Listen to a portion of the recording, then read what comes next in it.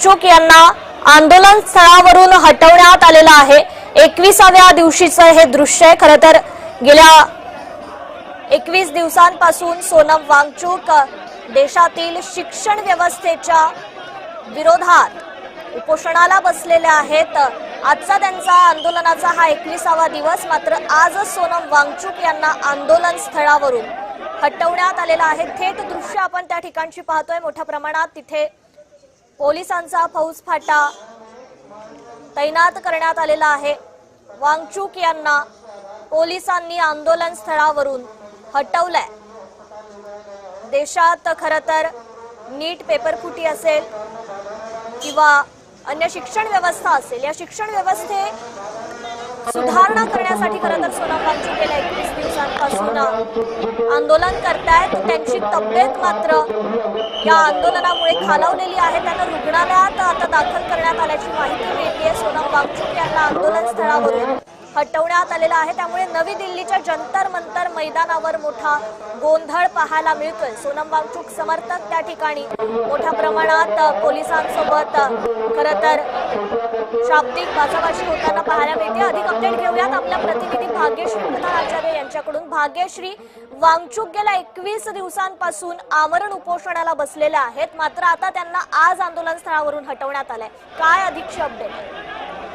नक्कीच आपण बघतोय की जंतर मंतरला प्रचंड मोठा गोंधळ जो आहे तो सध्या सुरू असल्याचं पाहायला मिळतंय। सोनम वांगचूक यांना त्यांच्या आंदोलन स्थळावरून हटवण्यात येत आहे। त्यांना हॉस्पिटलमध्ये घेऊन जाण्यात येत आहे। तर त्यांचा 21वा दिवस आहे। त्यांचे जे रिपोर्ट आहेत देखील थायरॉइड वाढलेला आहे, त्यांचा डायबिटीस देखील प्रचंड मोठ्या प्रमाणात वाढलेला आहे। गेले 21 दिवस ते पाणी प्यायलेले नाहीये, त्याच्यामुळे कुठेतरी त्यांचे जे मसल्स आहेत त्यांना देखील त्याचा इफेक्ट आहे तो पडलेला पाहायला मिळतोय। या सगळ्या आपण बघितलं तर प्रचंड मोठा जो गोंधळ आहे तो सुरू आहे। बघितलं तर अमित ठाकरे स्वतः दिल्लीला भाग्यश्री, मी थोड्या वेळासाठी तुम्हाला थांबवते। आपल्यासोबत सामाजिक कार्यकर्त्या अंजलीताई दमानिया जोडल्या गेलेल्या आहेत। अंजलीताई, खरं तर सोनम वांगचूक यांचा हा उपोषणाचा आजचा 21वा दिवस आहे। खरं तर सर्व स्तरातून त्यांना कुठेतरी पाठिंबा मिळत होता आणि आज मात्र त्यांना आंदोलन स्थळावरून हटवण्यात आलंय। काय तुमची पहिली प्रतिक्रिया? अतिशय संताप येतोय या सरकारचा, या निष्ठुर सरकारचा, या कठोर सरकारचा, या निर्दयी सरकारचा। कारण इतके दिवस 21 दिवस त्यांच्याकडे कोणालाही पाठवलं नाही, चर्चा केली नाही। लोकशाहीत आंदोलनाला आणि उपोषणाला अतिशय महत्व असतं की लोकांनी त्यांचा जो राग आहे सरकारवरचा तो दाखवण्याचा एकमेव मार्ग होता तो। आणि ते करत असताना खरं तर 3-4 दिवशी जरी सरकारने त्यांच्याशी बोलणं करणं अपेक्षित होतं, चर्चा करणं अपेक्षित होतं, पण तसं दिसतच नाही। ते झालं नाही। त्यांना आता लोकांचा प्रतिसाद मिळायला लागल्याबरोबर त्यांना, आणि हेच मी परवाच्याच दिवशी अभिजितला सांगितलं होतं की हे सरकार इतकं बेकार आहे, 17 किंवा 18 तारखेला तुम्हाला उचलतील आणि हॉस्पिटलाइज करतील, आणि एक्झॅक्टली तसंच झालंय। म्हणजे याच्यावरूनच दिसतं की किती बेकार, किती निर्दयी माणसं आहेत ही। त्यांना लोकशाहीचा अर्थच मुळात कळत नाही। आणि कुठेतरी त्यांना 20 तारखेचं होणारं मोठं आंदोलन हे त्यांना दिसत होतं। कुठेही आपल्या पार्लमेंटच्या सेशनमध्ये अडथळा नको म्हणून त्यांना आज उचलून हॉस्पिटलाइज केलंय। याच्यात आता खरंच खूप राग येतोय। म्हणजे ही लोकशाहीची हत्या म्हणायला हरकत नाहीये। खरं तर अंजलीताई, 2च दिवस उरले होते 20 तारखेच्या आंदोलनाला, आणि 21व्या दिवसापर्यंत अगदी सोनम वांगचूक यांची सरकारकडून कुठलीच दखल घेण्यात आली नाही आणि अचानक आज त्यांना आंदोलन स्थळावरून हटवण्यात आलं। कुठेतरी सरकारकडून ही बळजबरी केली जाते का? या संदर्भात काय प्रतिक्रिया तुमची? अगदी अगदी अगदी बळजबरीच आहे ही। आणि म्हणूनच मला त्यांचा राग येतोय की खरं तर कुठल्याही माणसाला ज्यांना हृदय आहे त्यांनी जाऊन त्यांच्याशी चर्चा केली असते की बाबा तुम्हाला काय प्रॉब्लेम आहे, तुम्हाला काय हवंय आपण, आणि असं काय सोनं चिकटलंय त्या धर्मेंद्र प्रधानला की त्याचा राजीनामा घेता येत नाही या सरकारला। कारण लोकांची पडलेलीच नाही आहे। यांना दिसतंय की आपण वाटेल ते करा, दडपशाही करा, तुम्ही बोलायचं नाही, आवाज उचलायचा नाही, आणि उचललात तर तुम्हाला आम्ही उचलून हॉस्पिटलमध्ये टाकून देऊ। आंदोलन नाही करायचं, उपोषण नाही करायचं नाही आपण। मग आता तरुणांची काय नेमकी भूमिका असायला हवी? नाही, 20 तारखेचं आंदोलन हे दणक्यात केलं गेलं पाहिजे, ज्यासाठी सोनम वांगचुकांनी एवढे दिवस उपोषण केलं. आता तरुणांनी दाखवून दिलं पाहिजे की काय वाटेल ते झालं तरी आता आम्ही सरकारकडनं धर्मेंद्र प्रधानांचा राजीनामा हा घेणार. ते जे 20 तारखेचा जो मोर्चा आहे तो निघाला, तो ताकदीने निघाला पाहिजे. सगळ्या कोपऱ्यातनं, दिल्लीच्या कोपऱ्यातनं माणसं गेली पाहिजेत पार्लमेंटवर. अंजलीताई, दुसरा आणखी एक मुद्दा म्हणजेच त्यांना मिळत असलेलं खरं तर राजकीय पाठिंबा असेल, मनसे असेल, उद्धव ठाकरेंची शिवसेना असेल, या दोघांकडून पण महाराष्ट्रातून सोनम वांगचुक यांच्या या आंदोलनाला पाठिंबा देण्यात आला होता आणि म्हणूनच कुठेतरी सरकारकडून हे पाऊल उचलण्यात आलंय का? याबद्दल काय वाटतंय? नाही, याबद्दल मला काहीच वाटत नाही, कारण राज ठाकरे स्वतःला समजतात काय, घरात बसून ते पाठिंबा देतात. एक फ्लाईट पकडून नाही, आणि आदित्य ठाकरेला दिवसभर बडबड करता येते. तिथे जाऊन बोलायला काय होतं, तिथे उपोषणाच्या बाजूला जाऊन बसायला काय होतं.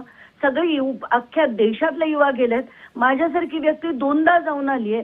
तर उद्धव ठाकरे आणि यांना तर सोडा, आदित्य ठाकरे, तो राज ठाकरेचा पोरगा, त्यांना जाता येत नाही अमित ठाकरेला. ही नुसती बडबड करणारी माणसं आहेत. त्यांना राजकारणात तिथे एक मुद्दा दिसला आणि त्या मुद्द्यासाठी ते लढतायत. कसलाही पाठिंबा नाही आहे यांचा. सगळं बोगसगिरी आहे त्यांची आणि कुठेही कोणाला खऱ्या भावना नाही आहेत आंदोलनाबद्दलच्या. जी, निश्चितच. अंजलीताई, धन्यवाद आपण दिलेल्या या प्रतिक्रियेबद्दल. आणि आता आपल्यासोबत काँग्रेस नेते अतुल लोंढे जोडले गेलेले आहेत. अतुलजी, खरं तर काँग्रेसच्या ज्या मागण्या आहेत त्याच सोनम वांगचुक यांच्या मागण्या आहेत असं हर्षवर्धन सपकाळ म्हणाले होते. काय पहिली प्रतिक्रिया? नाही, सगळ्यात पहिली प्रतिक्रिया ही आहे की हे सरकार निष्ठुर आहे. या सरकारला जनभावनेचा काही काळजी नाही आहे, समस्यांवर कुठला विचार करायचा नाही आहे. व्हायला प्रत्यक्षात हे पाहिजे नव्हतं की सरकारने सोनम वांगचुक यांच्याशी चर्चा करायला पाहिजे नव्हती.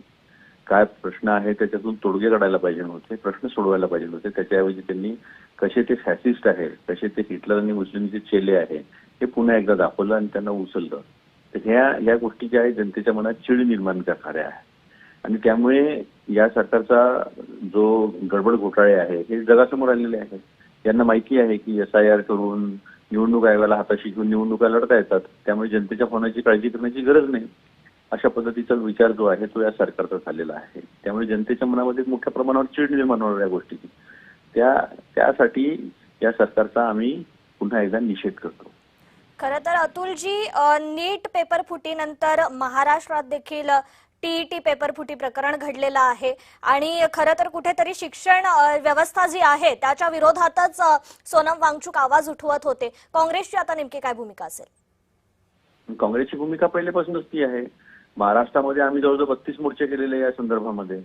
त्याच्यावर आवाज राहुल गांधींच्या नेतृत्वात पूर्ण देशामध्ये उठवतच आहोत. काल देहरादूनमध्ये आपण पाहिलं असेल किती मोठ्या प्रमाणावर विद्यार्थी जमा झालेले होते, पालक जमा झालेले होते. तिथले एक पालक ज्यांच्या मुलीने आत्महत्या केली त्यांनी सांगितलं की अशा पद्धतीचं कुठल्या बापावर वेळ येऊ नये की 18 वर्षाची मुलगी त्याची आत्महत्या करते. ही सगळी जनभावना आहे, पण या जनभावनेची दखल घ्यायची गरज वाटत नाही ना. त्यांना काही घेणं देणंच नाही राहिलं जनतेशी. आता त्यांना निवडणुका आम्ही जिंकू शकतो, आम्ही गडबड घोटाळे करून निवडणूक आयोग हातात घेऊन जिंकू शकतो, त्याच्यामुळे ही परिस्थिती निर्माण झाली आहे. त्यामुळे देशात लोकशाही राहिलीच नाही आहे हे आता अधिक स्पष्टपणे समोर आलेलं आहे. जी, निश्चितच. अतुलजी, धन्यवाद आपण दिलेल्या या प्रतिक्रियेबद्दल. खरं तर दिल्लीत हे सगळे जे CJPचे कार्यकर्ते आहेत ते आक्रमक झाल्याचं पाहायला मिळतंय. सोनम वांगचुक यांना मोठ्या स्तरातून तरुणांकडून असेल तसेच राजकीय असेल असे पाठिंबे मिळत होते. आज त्यांच्या उपोषणाचा 21वा दिवस आहे, मात्र आजच त्यांना उपोषण स्थळावरून त्या ठिकाणाहून हटवण्यात आलेलं आहे. रुग्णालयात त्यांना दाखल करण्यात आलेलं आहे. दिवसेंदिवस त्यांची प्रकृती मात्र खालावत चालली होती.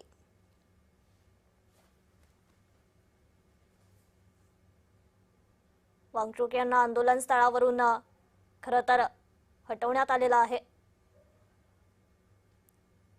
शरद पवार गटाचे मुख्य प्रवक्ते महेश तपासे आपल्यासोबत जोडले गेलेले आहेत. महेशजी, खरं तर आंदोलन स्थळावरून सोनम वांगचुक यांना हटवण्यात आलेलं आहे. अगदी 21 दिवसांपर्यंतचा हा त्यांचा लढा होता आणि यानंतर ते मागे कुठेतरी हटत नव्हते, म्हणून हे सरकारकडून पाऊल उचलण्यात आलंय का? काय तुमची पहिली प्रतिक्रिया आहे? महात्मा गांधींनी उपोषणाचा मार्ग स्वीकारून देशातनं ब्रिटिश राज्य संपुष्टात आणलं आणि लोकशाही प्रस्थापित केली. आता ह्या सरकारने 2014 पासून लोकशाही तर पूर्ण मारून टाकली आणि मोगलाई आणलेली आहे. म्हणजे त्याच्यापेक्षाही वाईट दिवस आता आपल्याकडे देशामध्ये सुरू झालेले आहेत. वांगचूक सारखा एक ज्येष्ठ श्रेष्ठ व्यक्तिमत्व यांनी शिक्षण क्षेत्रामध्ये भरीव अशी कामगिरी केलेली आहे.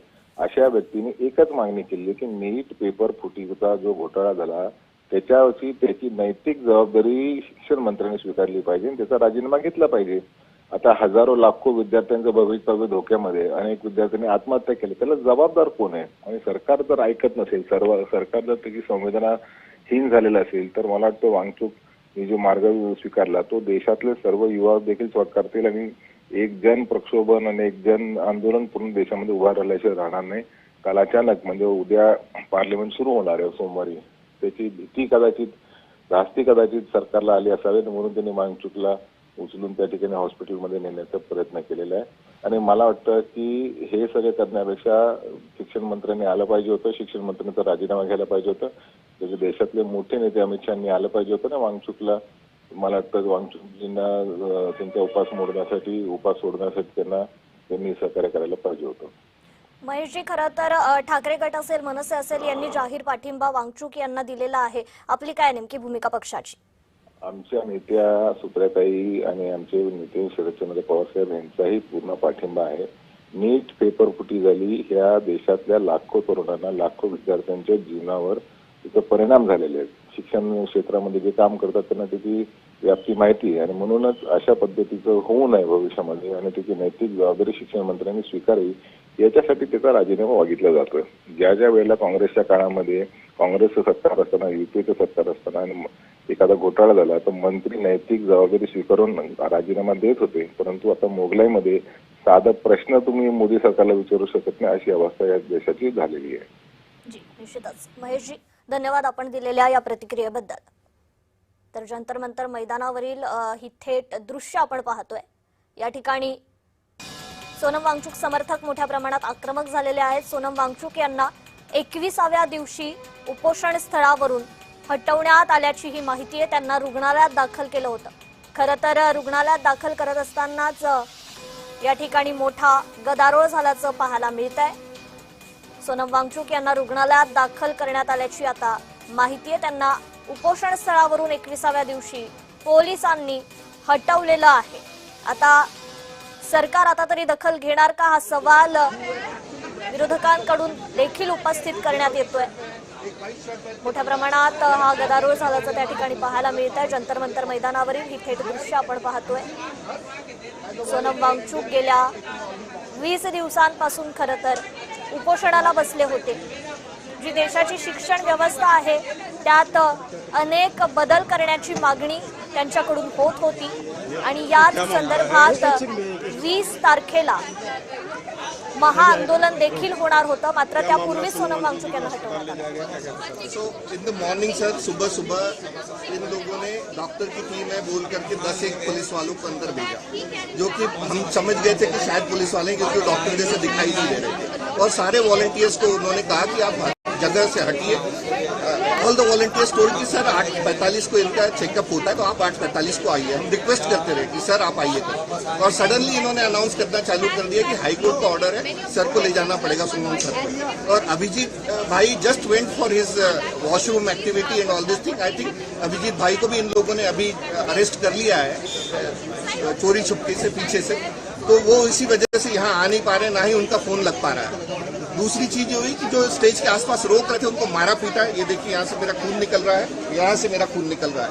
पटका है इन्होंने, मैं पैर वैर सारी चीजें दिखा नहीं सकता आपको, बट मेरा साथी अंदर है, उसका छाती से खून बह रहा है और पीठ से खून बह रहा है. लिटरली इन्होंने मारा पीटा अंदर जो भी लोग थे, बोला कि आप हट जाइए. और सारे policemen were in civil dresses. We were begging them to please show us the order, please show us the court order if you have a court order, because we will comply. If the Justice Department wants us to comply, we will comply with it. And they took the opportunity कि doctor के base में आके, civil dress में आकर के उन्होंने Sonam sir को यहाँ से उठा लिया. कहाँ लेके गए इसके बारे में नहीं, हमको कुछ नहीं बताया. उनका सामान, उनकी घड़ी, उनका मोबाइल फोन, उनकी किताब, सारा कुछ स्टेज के बाहर पड़ा हुआ है. सारा कुछ उनका जो एक्टिविटी, उनकी बुक, सारा कुछ सर का पीछे पड़ा हुआ है. तो हमको कोई गारंटी नहीं है कि सर के साथ क्या करने वाले हैं, क्यों ले गए हैं और उनकी क्या मंशा है.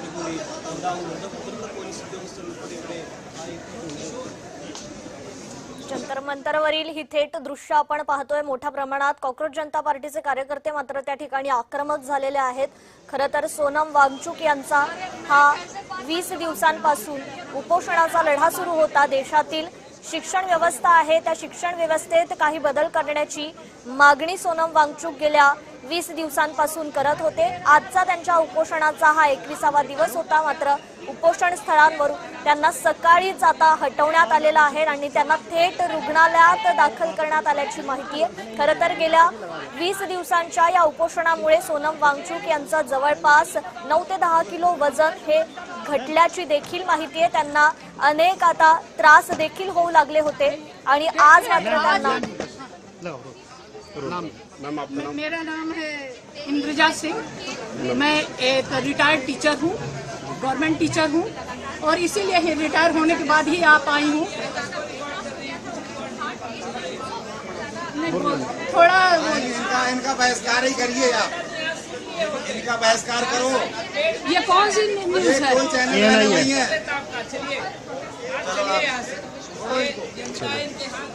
सोनम वांगचुक यांना उपोषण स्थळावरून हटवण्यात आलेला आहे. सर्वात मोठी बातमी आपण पाहतोय. शेतकरी नेते राजू शेट्टीजी आपल्यासोबत जोडले गेलेले आहेत. राजू शेट्टीजी, खरं तर सोनम वांगचुक गेल्या 20 दिवसांपासून उपोषण करत होते. त्यांची तब्येत खालावत चालली होती. मात्र सरकार दखल घ्यायला तयार नव्हतं आणि आज 21व्या दिवशी त्यांना उपोषण स्थळावरून हटवण्यात आलंय. काय तुमची पहिली प्रतिक्रिया? कळस वाटते कारण सोनम वांगचुक असू देत किंवा जंतर मंतरवर आंदोलन करणारे विद्यार्थी असू देत, अभिजित आपटे असू देत, त्यांची मागणी काय आहे? जवळ लाख विद्यार्थी देशातले आणि काही आमच्या लोक त्याला उच्च पदस्थांचा आशीर्वाद निश्चितच असला पाहिजे. त्याची नैतिक स्वीकारून धर्मेंद्र प्रधान राजीनामा दिला पाहिजे ही मागणी काहीच आहे. कारण जेव्हा ते काही विरोधी पक्षात असताना भारतीय जनता पक्षांना आकाश पत्रावर एक करून अशा संबंधित मंत्र्यांच्या राजीनामा केलेले होते. अनेक मंत्र्यांना राजीनामा सुद्धा द्यावा झालेला होता. त्याचा अर्थ त्या जबाबदार होता भाग नाही, परंतु कदर करून त्या काळामध्ये जे कोणी मंत्र्यांमध्ये होते, परंतु धर्मेंद्र प्रधान किंवा त्यांना पाठीशी घालणार ते इतके निर्लज्ज झालेले आहेत की त्यांना काही वाटत नाही. गेल्या दिवसामध्ये सोनम वांगचुक यांची वाटलं नाही, विद्यार्थ्यांची चौकशी करावी अशी वाचलं नाही आणि आता अचानक तब्येतीचं कारण सांगून, प्रकृतीचं कारण सांगून जबरदस्तीनं त्यांना दवाखान्यामध्ये ऍडमिट करणं म्हणजे एक प्रकारे हा कथाचाच एक भाग दिसतो.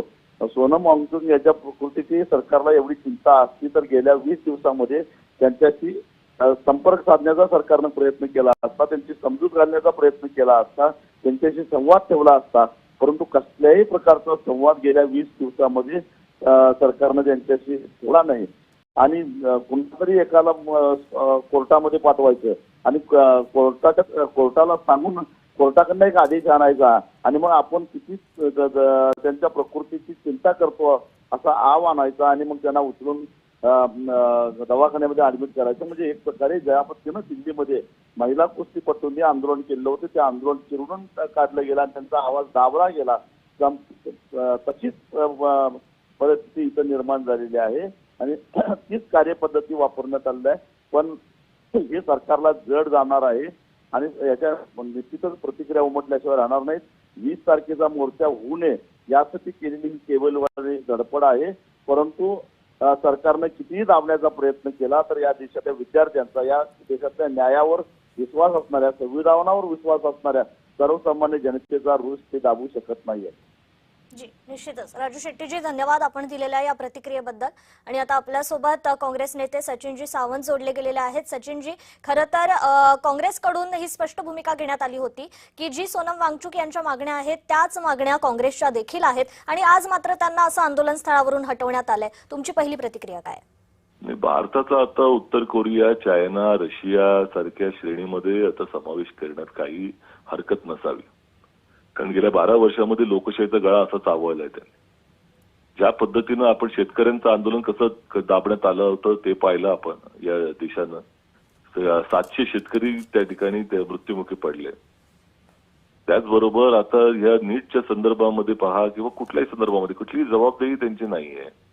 आणि आता ज्या पद्धतीने आंदोलन हाताळलं गेलं, 2014चा बुरेदिनचा काळ होता ना, त्यावेळेला लोकांना आता आठवण करून देण्याची आवश्यकता आहे की कशा पद्धतीनं अभिव्यक्ती स्वातंत्र्य होतं.